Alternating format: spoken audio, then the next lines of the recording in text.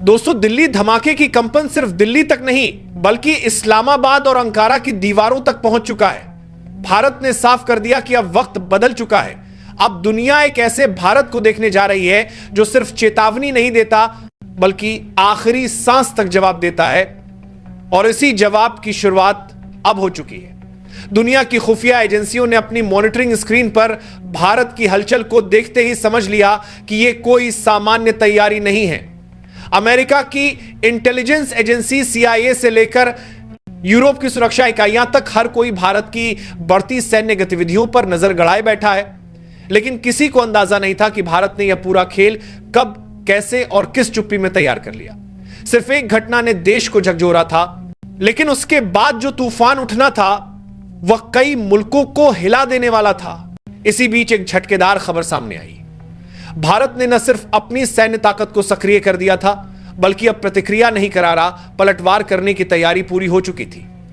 काबुल से जो घोषणा आई उसने इस्लामाबाद की सांसें रोक दी। जिन मोर्चों का सपना पाकिस्तान ने वर्षों से देख रखा था, वही मोर्चे अचानक उसके खिलाफ खड़े हो चुके थे। अफगानिस्तान और भारत की नई जुगलबंदी ने पूरे समीकरण को उलट कर रख दिया है।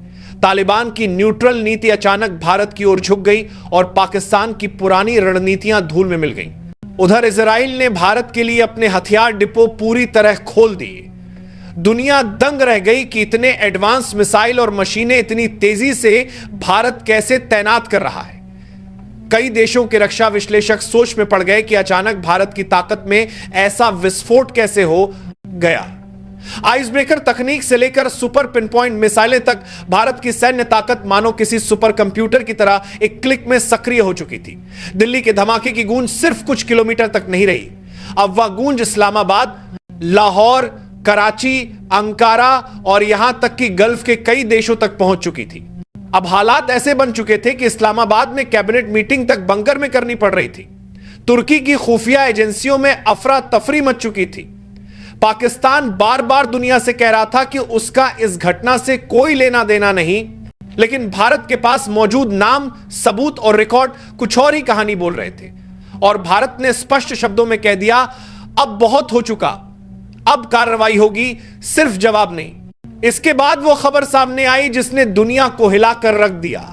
भारत ने ऑपरेशन सिंदूर 2 को रिएक्टिवेट कर दिया था। यही नहीं, एक और नए ऑपरेशन का नाम सामने आया, ऑपरेशन पोक। दुनिया चौंक गई। अब भारत सिर्फ रक्षा नहीं बल्कि अधिग्रहण, नियंत्रण और सफाई का फैसला कर चुका था। भारतीय सेना को अगले 48 घंटे के लिए हाई अलर्ट पर रखा गया और जब तीनों सेनाएं एक साथ अलर्ट पर हों तो दुनिया समझ जाती है कि यह कोई सामान्य चेतावनी नहीं है, यह युद्ध की दस्तक है। भारत ने अपने एयर स्पेस सिस्टम को तुरंत रीरूट कर दिया। पश्चिमी भारत का आकाश अचानक विदेशी प्लेन्स के लिए क्लोज जोन बन गया। इसका मतलब साफ था, भारत इस क्षेत्र में कोई बड़ा एक्शन लेने वाला है जिसमें किसी भी फ्लाइट का मौजूद होना खतरे से खाली नहीं। दुनिया इस संकेत को पढ़ चुकी थी, भारत की गणना शुरू हो चुकी है। अमेरिकी इंटेलिजेंस ने इस पर खास रिपोर्ट जारी करते हुए कहा कि भारत जिस स्तर का एक्शन लेने जा रहा है उसके लिए पाकिस्तान और तुर्की दोनों तैयार नहीं है। लेकिन असली झटका उन्हें तब लगा जब सैटेलाइट इमेज सामने आई। इन तस्वीरों में साफ दिख रहा था कि भारत ने पीओके के आसपास भारी सैन्य तैनाती शुरू कर दी है। ब्रह्मोस मिसाइलों के लॉन्चर तैयार, T-90 टैंक आगे बढ़ते हुए, वायुसेना के हाई अलर्ट शेल्टर्स एक्टिव, मानो पूरा भारत एक ही दिशा में देख रहा हो। 48 घंटे के भीतर भारतीय सेना ने 4 प्रमुख ठिकानों को नेस्तनाबूद कर दिया। ये वही ठिकाने थे जहां आतंकवाद की जड़ें पनपती थी, जहां से प्रशिक्षित आतंकियों को भारत में घुसपैठ कराया जाता था। भारत ने पहली बार, और वो भी आधिकारिक रूप से, पीओके की सीमा के भीतर प्रवेश कर लक्ष्य नष्ट किए। दुनिया हक्की बक्की रह गई, न कोई चेतावनी, न कोई बयानबाजी, सिर्फ कार्रवाई। इस खबर से पाकिस्तान की नींद उड़ चुकी थी। उसकी सेना अपनी चौकियां छोड़कर पीछे हटने पर मजबूर हो गई। जो जनरल मुनीर कभी टीवी पर भारत को धमकाता था, वही अब अपने ही देश में बंकरों में छुपकर वीडियो मीटिंग कर रहा था। पाकिस्तान की सैन्य तैयारी बिल्कुल धराशायी दिख रही है। अंदर से टूटे हुए मनोबल के साथ पाक सेना सिर्फ एक ही सवाल पूछ रही है, भारत इतने कम समय में इतनी बड़ी कार्रवाई कैसे कर पाया? भारत के इस कदम ने सिर्फ पाकिस्तान ही नहीं बल्कि अमेरिका तक को असहज कर दिया। अमेरिकी राष्ट्रपति ट्रंप ने एक बयान जारी किया जिसमें उन्होंने भारत पाक के बीच बढ़ते तनाव पर चिंता जताई, लेकिन भारत ने साफ कर दिया कि अब न किसी मध्यस्थ की जरूरत है, न किसी सलाह की, अब सिर्फ खत्म करने का समय है। और इस बार लक्ष्य सिर्फ आतंकी ठिकाने नहीं बल्कि आतंकवाद की जड़ें हैं। अफगानिस्तान ने इस समय भारत को खुला समर्थन दे दिया है। तालिबान सरकार ने कहा, पीओके की स्थिति अत्याचार का प्रतीक है, हम भारत के साथ खड़े रहेंगे।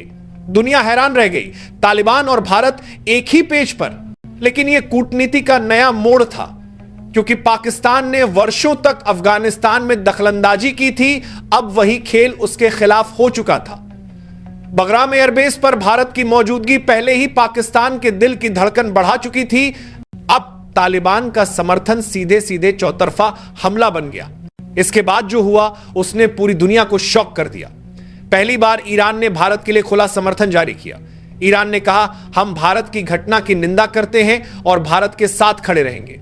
ईरान का भारत के साथ आना मतलब मिडिल ईस्ट का संतुलन हिल जाना। तुर्की भड़क उठा, क्योंकि ईरान और तुर्की की दुश्मनी कोई नई नहीं। अब तुर्की खुद को बचाने के लिए बयानबाजी करने लगा कि उसका इस पूरी घटना से कोई लेना देना नहीं, लेकिन दुनिया जानती थी कि पर्दे के पीछे कौन किसे हवा देता है। इस बीच पाकिस्तान की हालत इतनी खराब हो चुकी है कि वो अमेरिका और चीन दोनों के दरवाजे पर भीख मांगने पहुंचा।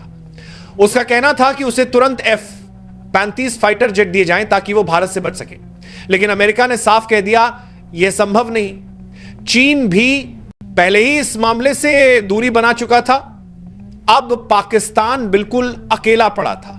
भारत की दबंग कार्रवाई का असर पीओके में साफ दिखने लगा। वहां के लोगों में विद्रोह शुरू हो चुका था।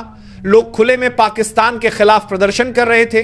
भारतीय सेना की कार्रवाई ने उन्हें पहली बार उम्मीद दी कि उनकी पहचान, उनकी आजादी और उनके सपने अब सच हो सकते हैं। यह विद्रोह इतना तेज था कि पाक सेना खुद अपने ही नागरिकों से घिर चुकी थी। हर तरफ घबराहट, अव्यवस्था और ब्लैकआउट की स्थिति बन चुकी थी। पाक सरकार ने अपने एयरस्पेस को बंद करने की तैयारी कर ली। अगला 48 घंटे उसके लिए किसी बुरे सपने से कम नहीं थे। आखिरकार यह पूरा घटनाक्रम सिर्फ एक हमले या एक जवाब की कहानी नहीं है, यह उस नए भारत की कहानी है जिसने अपनी चुप्पी को ताकत में बदल दिया है और अपने जख्मों को हथियार बना लिया है। दिल्ली की एक रात में जो दर्द पूरे देश में फैला था, उसी दर्द ने अब एक ऐसी ज्वाला भड़का दी है जिसे बुझाना अब किसी भी देश के बस की बात नहीं। भारत ने दुनिया को एक ही बात समझा दी है कि आज का भारत न तो डरता है, न रुकता है और न ही पीछे हटता है। जब बात अपने लोगों, अपनी सुरक्षा और अपनी सीमाओं की हो तो यह देश किसी भी हद तक जा सकता है। ऑपरेशन सिंदूर 2 का पुनर्जीवित होना और ऑपरेशन पोक की घोषणा सिर्फ सैन्य कार्रवाई नहीं थी, यह भारत की दशक भर की कूटनीति, रणनीति और धैर्य का विस्फोट था।